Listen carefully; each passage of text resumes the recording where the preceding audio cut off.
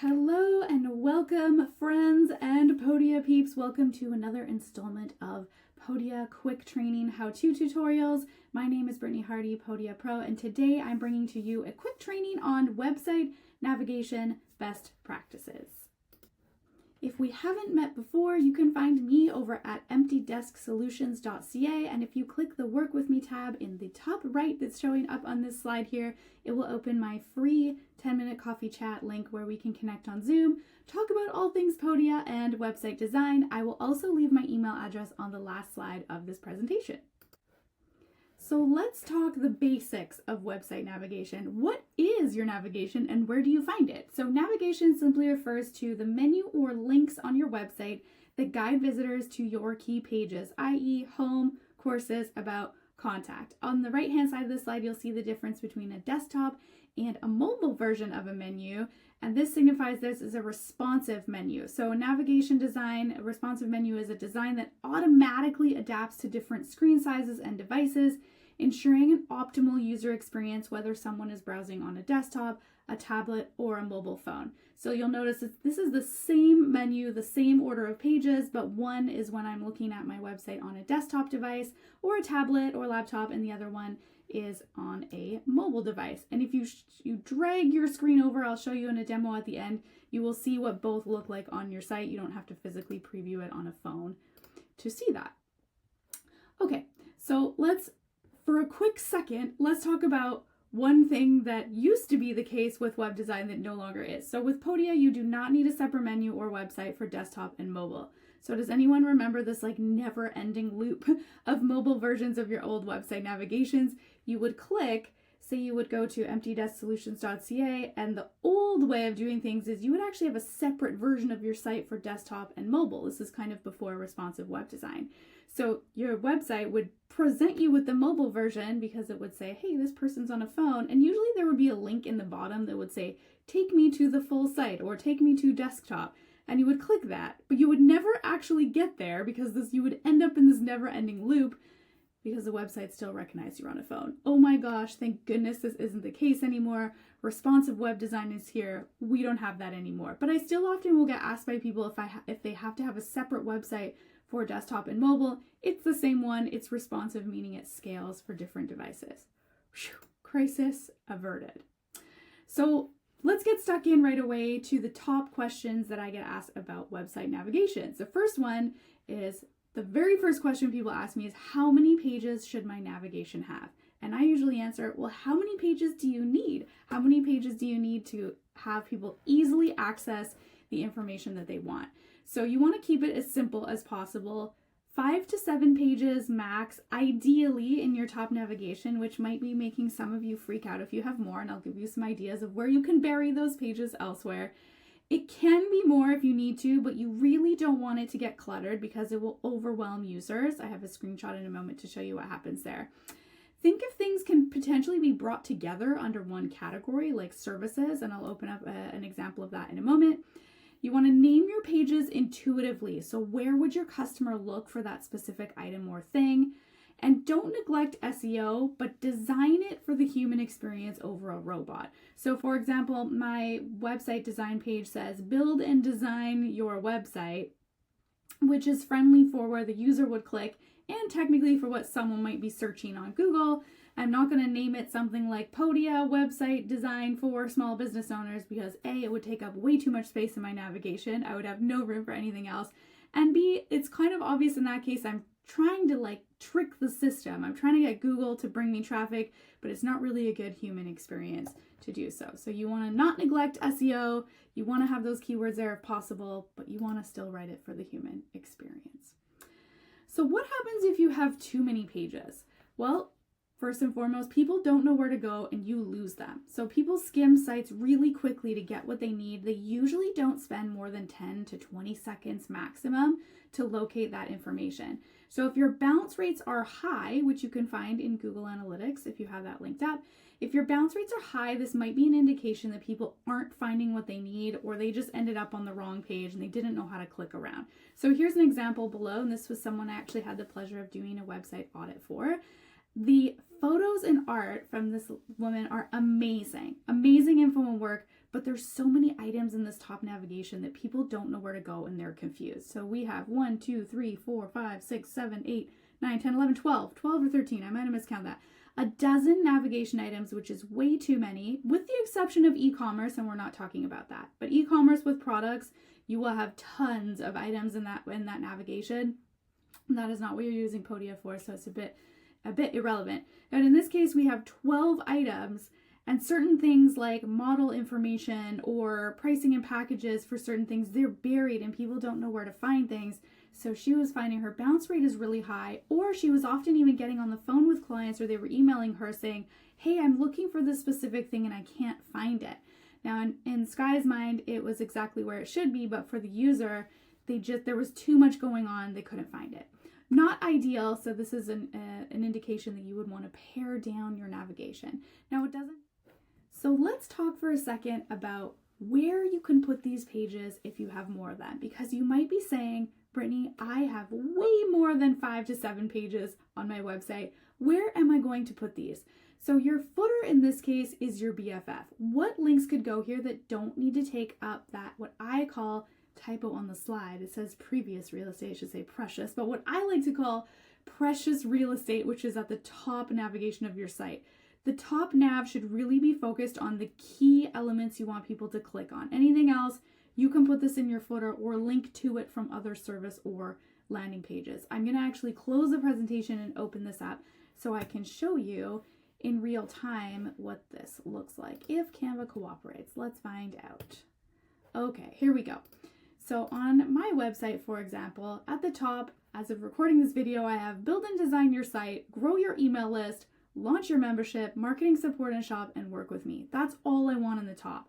If I wanted to have about us, blog, testimonials, I might consider in that case taking these services and putting them onto one services landing page like this. So this is a Podia site that we launched earlier in the year for a physio clinic, actually. So they have more. They have 1, 2, 3, 4, 5, 6, 7, 8, 9. 1, 2, 3, 4, 5, 6, 7, 8, 9. They have 9 pages, which is usually more than what I recommend, but these are top level items that they really wanted to have, but we still had to categorize a bunch under services. So call us was their most important thing. They wanted that first, although typically you're going to see that on the right hand side where you have blog and contact. And approach is really important to them, as is featuring their team, because they have multiple massage therapists, chiropractors, physio. So this is really important. Whereas for me, I don't need my team to take up space up here, but I do have it down here in the footer. So it's still a page that exists. I still want people to find it, but it's not one of the things that people are clicking on most often in my case.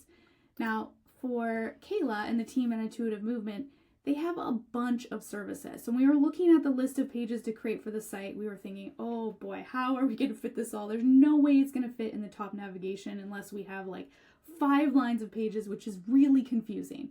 So in this case, we created a landing page for services. So if you are a one-to-one service provider and you're not someone who's selling primarily courses or digital products, this could be something to consider. You can still have your 5 to 7 items and a services page that has a call out kind of banner at the top. And then here we're listing each of the services, or these could be courses or your digital products. And then these all individually go to their own landing page for that. So here is the page for athletic therapy, or I can go back and I can go to the page for kinesiology, and it kind of links back and forth. So we follow the same design and flow, but we're not cluttering this top menu with 20 plus services, because that would get a little bit wild in the design space. The other thing we did on each of these sub pages is if you scroll down, we've created a row that has all of the services listed that they can go back and forth to. So it's fairly intuitive that you can click back in your browser bar to go here, but not everybody will use the back button. So if they're on the kinesiology page and they scroll past the FAQs, they can still get to all of those services sub pages from here as well. So they can click to and from.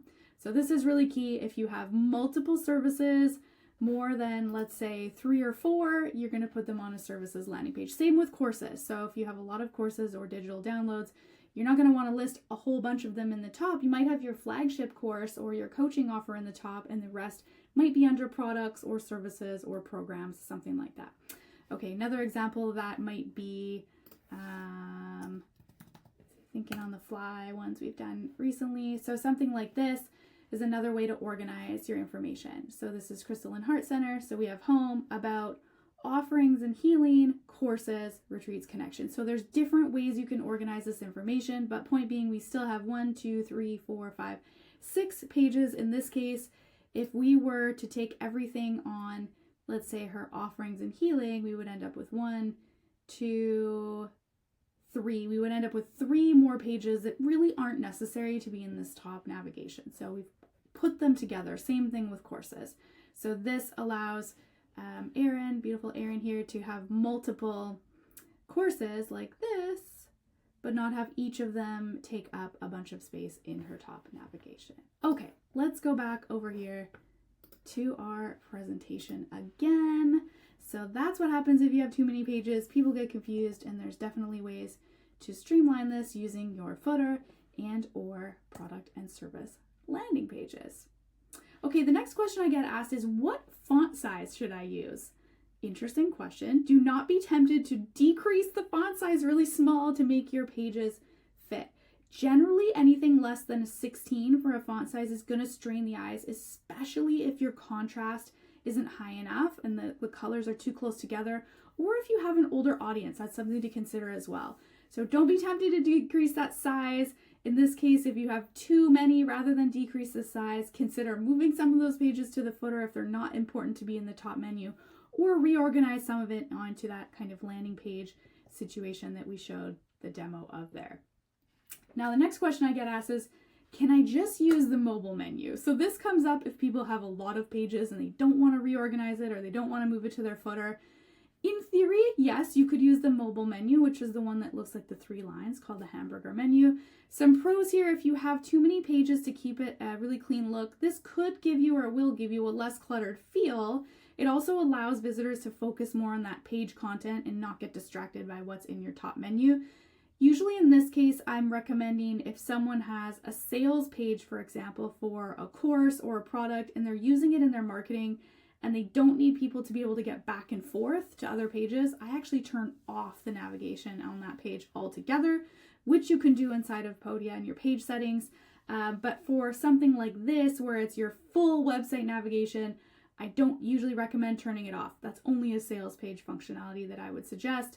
I would only use the mobile menu if it really simplifies your site a lot, i.e., if you have way too many pages and if you just don't have capacity to move them around, then sure, use the mobile menu. If not, you really do want to consider, how can you reorganize that? What is the hierarchy of your pages to make it as usable as possible for the end user on your website?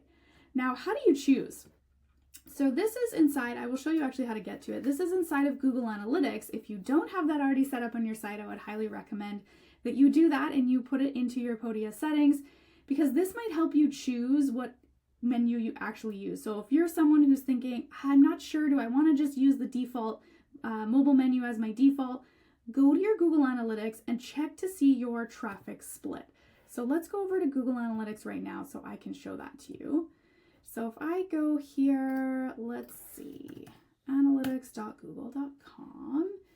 You're gonna have to have this set up in the background already, but here's what my Google Analytics look like. I am looking, I'm just gonna go past 30 days. So on this home screen, this shows me in the past 30 days how many active users, new users, etc. But if I go over here to reports, and then I'm gonna scroll down to tech at the bottom, and then overview, this is where you can find this information right here where it says active users by device category. So I have primarily, well, it's still sort of split, but I have more this month anyways, more desktop visitors than I do mobile. That is because my audience is primarily business owners or other Podia users, for example, who are looking for people to help build their website or do their marketing. They're usually looking on their computer while they're working on other things. Whereas if you are someone selling courses or services primarily to a consumer facing, not a B2B audience, then perhaps this is going to be backwards for you and you will have more mobile traffic. In fact, unless you're B2B, that's usually the case, is you're going to have more mobile than desktop. But take a look at this and then decide.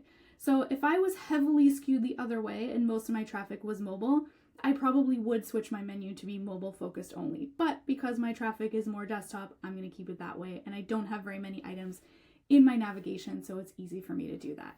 This also can help you choose what pages have to be in your navigation overall. Sometimes the pages that we think people are going to the most often aren't actually the pages people are going to. So if I go over here to acquisition, I can see organic or paid. I can see what pages people are clicking on. Now, sometimes this is going to be skewed, and this shows me this particular blog for some reason is getting a lot of traffic right now, but I don't want to have what is Instagram flip side, which is what this blog was about. That's not something that's important to me to have in the top navigation. People are finding this organically. So what I want to look for is a page report on my main pages unrelated to my blog and paid traffic to see where people are clicking and what things they might be having trouble with finding. And those are the things I'm going to move into or out of my menu.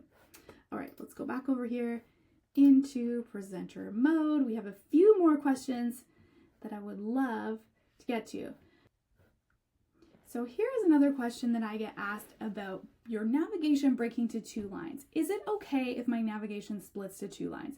Ideally, no, but in Podia, it's only going to split to 2 lines for 2 reasons. If you have too many pages to fit in one, it's just not possible. But it depends on screen size. So in this screenshot, I've dragged my window over until it thinks that I'm not quite on a mobile yet. So it's a narrow screen. So if someone had a really small laptop screen, or they're using a tablet perhaps on long ways instead of tall ways, they might be presented with a menu and it might look like this and break to 2 lines. But eventually, if I keep snapping that window over, it's going to recognize I'm on a mobile device or a mobile screen size, and then it's going to show me the mobile menu. So if 2 lines are always there, regardless of what screen size you're looking on, then that's when you're going to consider moving some of these links into your footer, or maybe decreasing the padding or font size if you absolutely have to fit all of those. The other thing you could do is change the name of these items as well. So maybe instead of build and design your website, if I needed more space, it might just say web design or websites, right? Or grow your email list might say email marketing, although arguably that might be the same amount of characters. Or launch your membership might just say memberships. So you can get a little creative on what these are depending on how many items you have. In my case, it doesn't break to 2 lines unless someone's on a very obscure screen size. I don't need to do that. I'm going to keep it on desktop and only mobile when I absolutely have to. Okay, the next question is, does the order of the pages or the page order in that navigation matters? Yes, absolutely it does. If it's confusing to you, it's confusing to others. So when you look at your site, if you're not really sure if people would look for the information where it is, it's probably time to move it. And I do always say the best feedback you're going to get is not from your friends or family who are just going to tell you it looks amazing or give you feedback that's totally irrelevant because they're not your ideal client. You want to make sure you're getting feedback from someone who is your ideal client avatar, or someone who's worked with you already before and understands a little bit of your business and how your ideal clients' brains work. That's the feedback you want. So does the page order matter? Yes, absolutely. Users generally scan from left to right. We read left to right. So this is a site that we launched a few months ago as well for Georgia. Her company is called Zenkuda. And this made perfect sense for her. Her journey, people are landing on her homepage, then they're typically interested in what did her journey look like. They go there first. Then it's book a reading, classes, podcast, blog, work with Georgia. Usually this work with me or contact should always be the last, either the first or the last item closest to the login button, unless you don't have login. And then usually your blog right before that. Those can be interchangeable, but that's usually the flow. So if you have that work with me or contact page, make sure it's on the right-hand side. And you don't need to have home in your menu because your logo will link back to the home page anyways, and most people are aware of doing that unless, again, your audience is really not tech savvy or you have an older audience that isn't used to browsing websites in that way. Then you can still put the actual link for your homepage in that top navigation. So the page order matters, left to right, group similar items together, and if you have that work with me page, put it in that last placeholder spot. Okay, I am going to take you through a quick Podia demo to show you how to change the navigation items and add items to your footer. I will be right back. All right, so I am inside of my Podia account in the website editor. I've clicked edit website. By default, remember, it's always going to load on your home page. So if you, let's move my camera over. If you want to change what page you're editing, you're going to click in the top left and it's going to bring up your list of pages and I can change the page. When I'm working on the menu, I'm actually just going to click in here into this top menu. And here you can see the links that I have, what they're called over here. So I'm going to pretend I want to add a services page. So I'm going to name it services. And then I have some choices here. What am I linking this item to? So when you first put the placeholder here, it's not linking anywhere. I can change. Do I want this to link elsewhere? So if you have, let's pretend an external blog. Maybe you have a WordPress blog and you haven't brought it over to Podia. You could put that link in here if that said blog. You can have this link to an email address, a phone number, a specific product, potentially even a category of products. In most cases though, you're going to say page, and then I'm going to decide what page do I want this item to go to. I am going to pick I don't know, let's call this Meet the Team. Let's change this, Meet the Team, which is currently in the footer. So I'm going to name it and link it to the page that I have, and then I'm going to click Publish. That's it. Then it's going to end up over here on my site, and this is actually an example of breaking to 2 lines, which I don't want, so I'm going to delete it. But there you go. Then it's linking to the Meet the Team page that we had already created. All of the info on the team members is there. Easy peasy lemon squeezy, but it's breaking to 2 lines. I don't like that. So how do I want to deal with this? I want to move it, in this case, to my footer. So let's delete that item from here and click Publish so that we save it. And then I'm going to scroll down and I'm just going to click into my footer area to add what I need over here. So if you want to add your logo or any other branding, you can do that. I have my footer just dark, nice and clean. Sometimes I have the white version or another version of the logo. For example, if I go to one of those sample sites I was showing you and I scroll down, here you go. So here's an example of a dark footer and then her logo in all white. So you can have something simple like this, logo, this. You can have, if you have an email subscribe, you can have it above or below. In this case, we have hers above, but you could have it below as well. And then if you have just the same pages you want to display in your top navigation, you can do that. Or it could be like my site where I have a bunch of these other pages that I want them. I want the blog and I want awards and media and testimonials. I want those pages to exist everywhere and I want people to be able to find them, but I don't really need them in the top menu. For example, awards and media. Is this page important? Yes, it's where we've been featured, but do I want it to be taking up space at the top? Not really, so it can be in the footer. So if I want to add those to the footer, I scroll down to my website editor, I would click the footer, and then just like in the top menu where we added the links, we're going to do the same thing down here. So I'm going to click new link, and I'm going to call this, I'm going to make one up, services. And then again, I decide, is this going elsewhere on the internet, another link, or is this a page that exists on my site? And I can choose what that is. Maybe it's this one. It's not. I would have to build a new services page, but I want to link it to something so I can show you.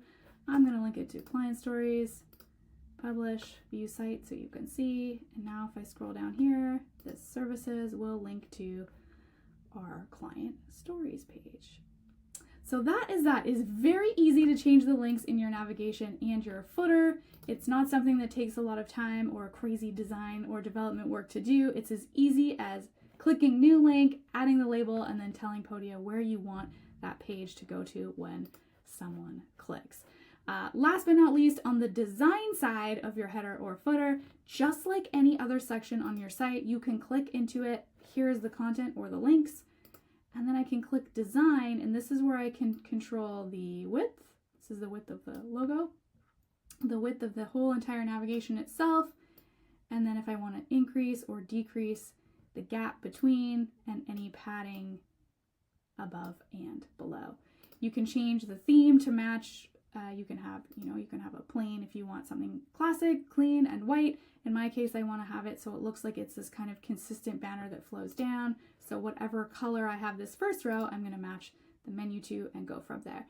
Really important to keep in mind on your navigation. You want to make sure the contrast between the background color and the text color is enough that it's going to be easy to read and it's bold enough and it's going to be super user-friendly for your website visitors.